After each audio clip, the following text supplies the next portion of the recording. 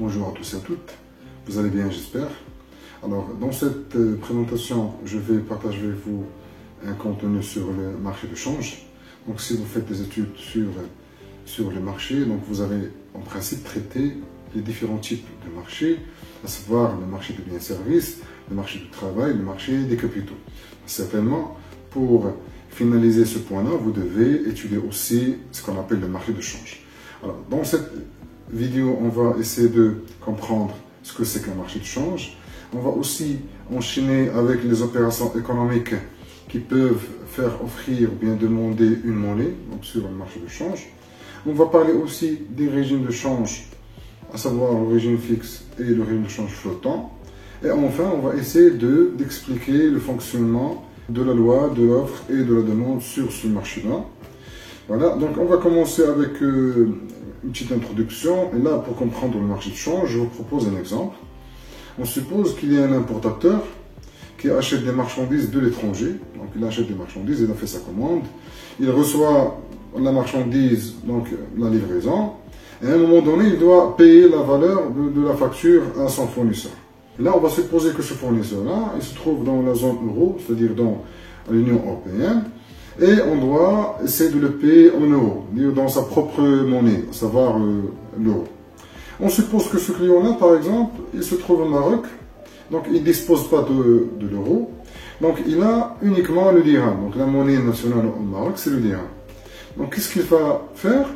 Il va essayer de convertir et changer cette monnaie qu'il détient en dirham, il va essayer de la changer, voilà, en euros. Donc il va ici s'adresser à ce qu'on appelle un marché de change, puisqu'on aura besoin de faire une conversion de ce dirham-là en euros. Pourquoi faire? Bien sûr, tout simplement, pour pouvoir payer notre fournisseur qui nous a envoyé la marchandise.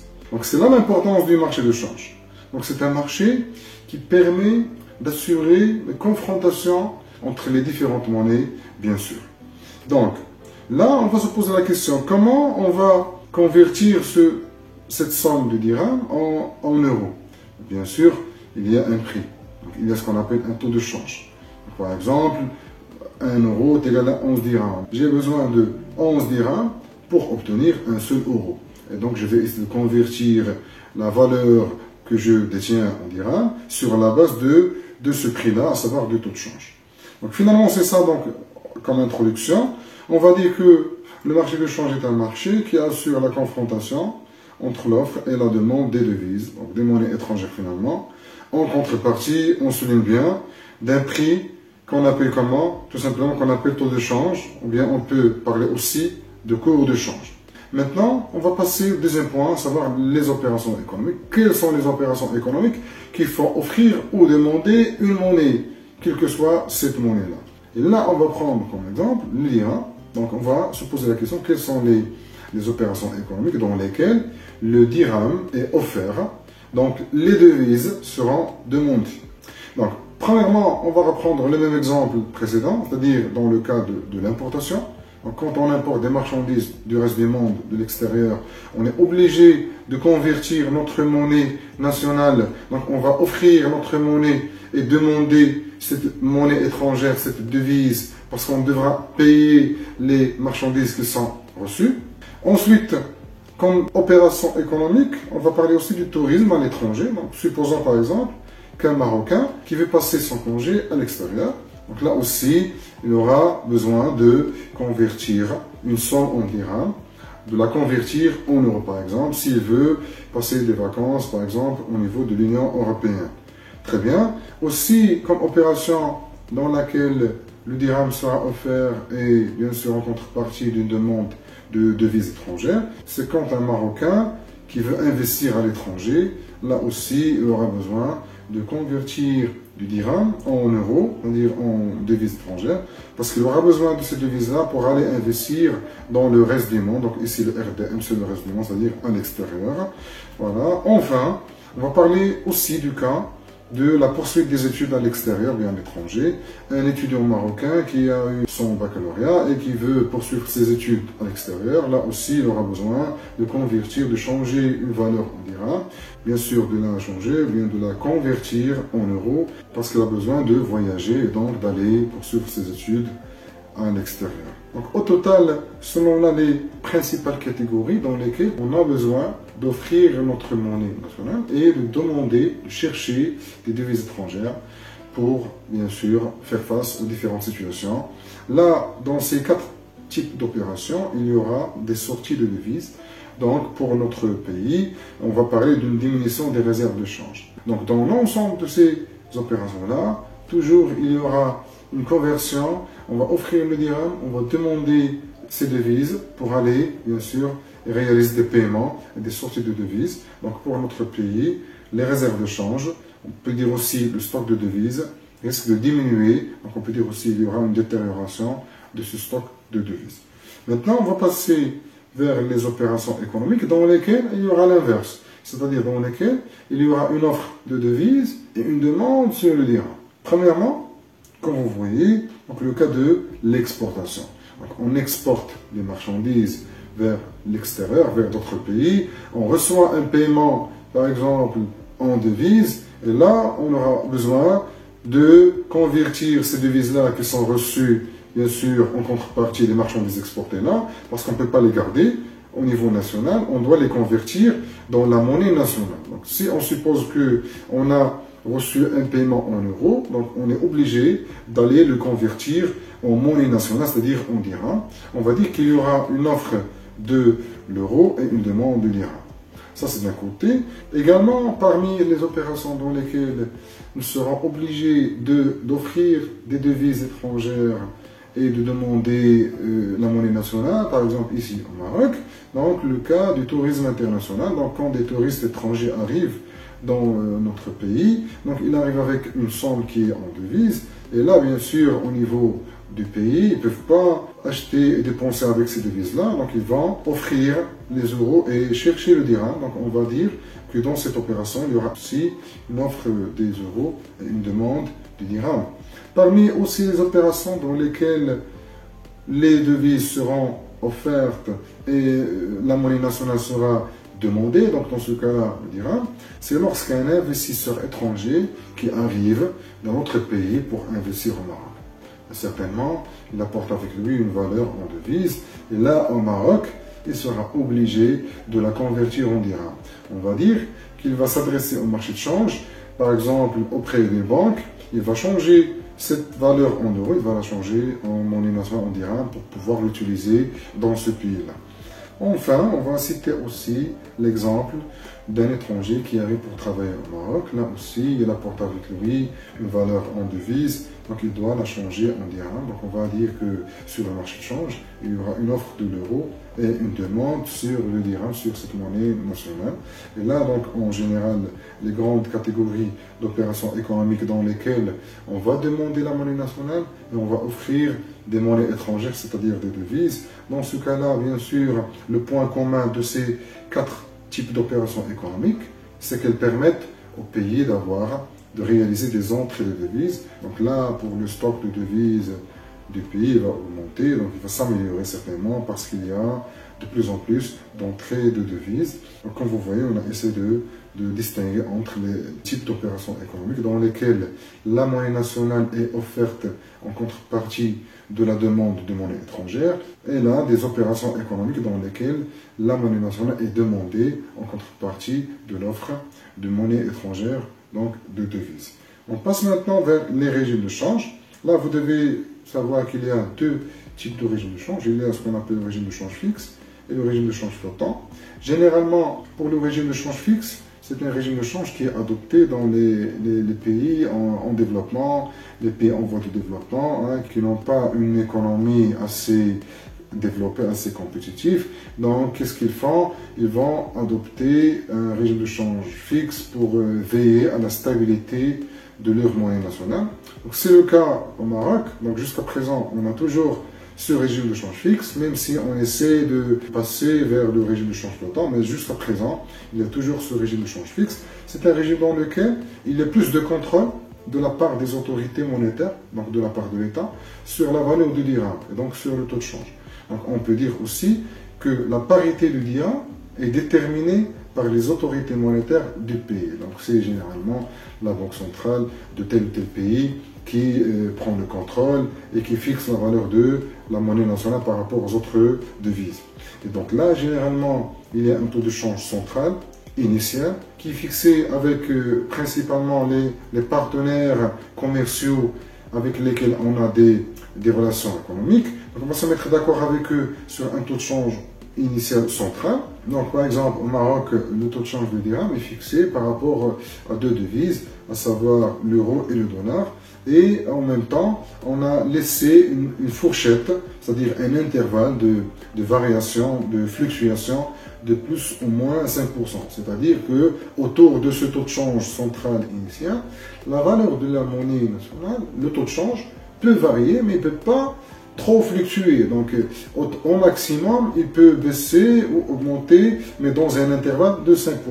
Donc dans ce cas-là, c'est-à-dire dans le cas du régime de change fixe, les autorités monétaires peuvent intervenir, donc peuvent modifier la parité de la monnaie nationale. Donc là, on va parler de soit la dévaluation, soit la réévaluation. Donc la dévaluation, s'il décide de baisser la parité de la monnaie nationale, et la réévaluation, s'il décide de faire augmenter la valeur de la monnaie nationale. Ça, c'est pour le régime de change fixe. Pour le régime de change flottant, on suppose dans ce cas-là que la valeur de la monnaie nationale, elle varie librement. On suppose que l'État prend du recul, d'accord? Donc, elle minimise le contrôle sur le marché de change. Donc, dans ce cas-là, c'est la loi de l'offre et de la demande. Donc, c'est le marché qui va décider de la valeur de la monnaie. Ce n'est pas les autorités monétaires. Donc, en principe, c'est le marché qui décide. Et là, si on parle de la loi de l'offre et de la demande, comme vous savez, il y a deux situations.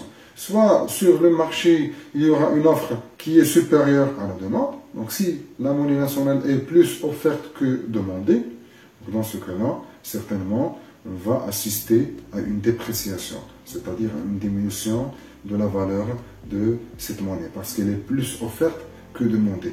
Mais si, de l'autre côté, la monnaie nationale est offerte moins que demandée, donc elle est plus demandée sur le marché de change, donc les agents économiques recherchent notre monnaie, certainement, dans ce cas-là, on va assister à une augmentation de la valeur de notre monnaie nationale. Donc c'est là les grandes caractéristiques de ces deux régimes, régime de change fixe et régime de change flottant.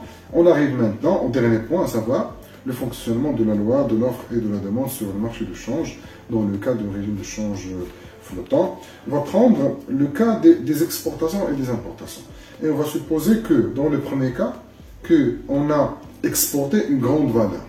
D'accord? Donc, un fournisseur marocain qui a exporté des marchandises vers le reste du monde, donc certainement, il va recevoir une valeur en euros, en devise qui est importante. N'est-ce pas? Et dans ce cas-là, qu'est-ce qu'il va faire? Il sera obligé de convertir cette devise qui a été reçue en contrepartie des exportations, il sera obligé de la convertir en monnaie nationale. On va dire, dans ce cas-là, qu'il y aura une offre de l'euro sur le marché de change et il y aura une demande sur le dirham. Ça, c'est d'un côté. D'un autre côté, on suppose qu'il y a des clients marocains qui importent, qui ont importé des marchandises et qui doivent payer, bien sûr, leurs fournisseurs. Donc, dans ce cas-là, ce client marocain qui a importé des marchandises, il aura besoin de quoi? Il aura besoin, pour pouvoir payer son fournisseur, il aura besoin de convertir la monnaie nationale, c'est-à-dire le dirham. Donc sur un marché de change, il y aura une offre de la monnaie nationale, une offre de dirham, et bien sûr en contrepartie d'une demande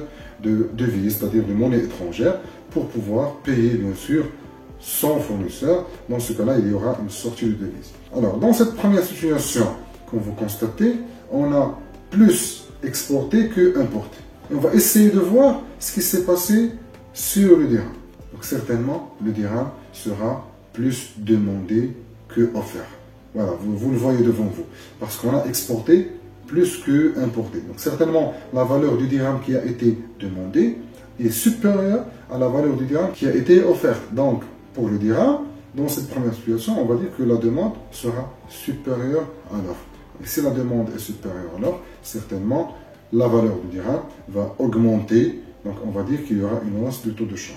Alors, pour l'euro, et dans cette première situation, c'est-à-dire quand on suppose qu'on a plus exporté que importé, regardez bien, donc l'euro a été plus offert que demandé.